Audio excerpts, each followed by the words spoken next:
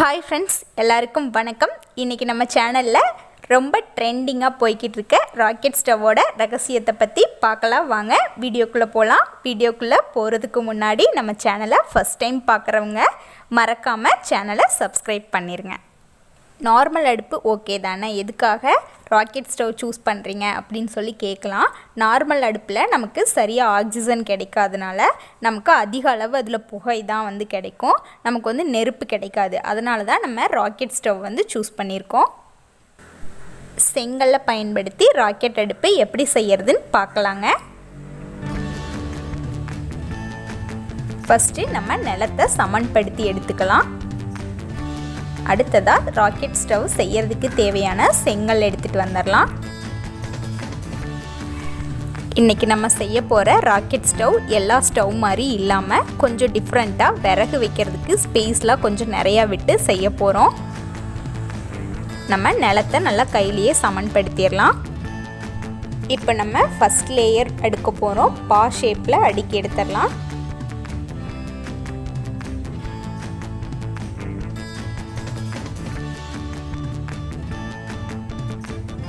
அதுக்கு மேலே நம்ம ஒரு கிரில் வலைய வச்சிடலாம். பா ஷேப்பில் இப்போ நமக்கு கிடச்சிடுச்சு. இப்போ அடுத்த செகண்ட் லேயர் கிரில் நமக்கு ரொம்ப ஸ்டேபிளாக நிற்கிறதுக்காக அடியில் ஒரு செங்கல் வச்சுட்டு நம்ம செகண்ட் லேயர் அடுக்க ஆரம்பிச்சிடலாம். அடுத்ததாக தேர்ட் லேயர் தான் ரொம்ப முக்கியமான லேயர். இதில் நம்ம 3 செங்கல் வச்சா போதும். அதில் லாஸ்ட்டில் ஒரு சின்ன கேப் வேணும். அந்த கேப் அடைக்காமையே விட்டுறலாம். இந்த பா ஷேப்பில் அந்த நுனியில் நம்ம ஆக்சிஜன் வர்றதுக்காக கேப் வேணும், இருக்கட்டும்.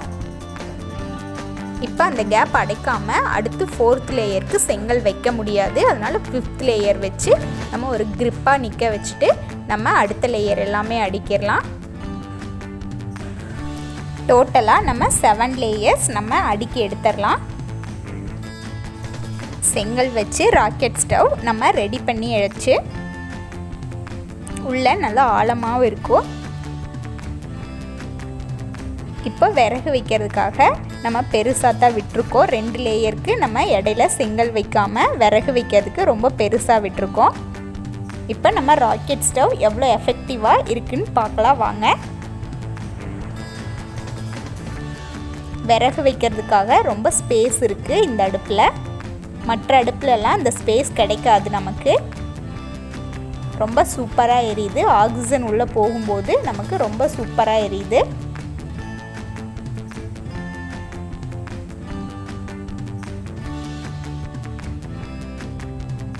இப்போ நம்ம விறகெல்லாம் போட்டாச்சு. ராக்கெட் ஸ்டவ்வில் இன்றைக்கி நம்ம தண்ணியை ஹீட் பண்ணி பார்த்துடலாம். எவ்வளோ சீக்கிரத்தில் நமக்கு வாட்டர் நல்லா ஹீட் ஆகி கிடைக்குதுன்னு பார்த்துடலாம்.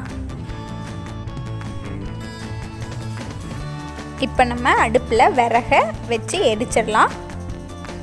இதில் நம்ம பச்சையாக இருக்க விறகை யூஸ் பண்ணக்கூடாது. அப்படி யூஸ் பண்ணால் புகை வந்துடும். நல்லா காஞ்சிருக்கணும் விறகு.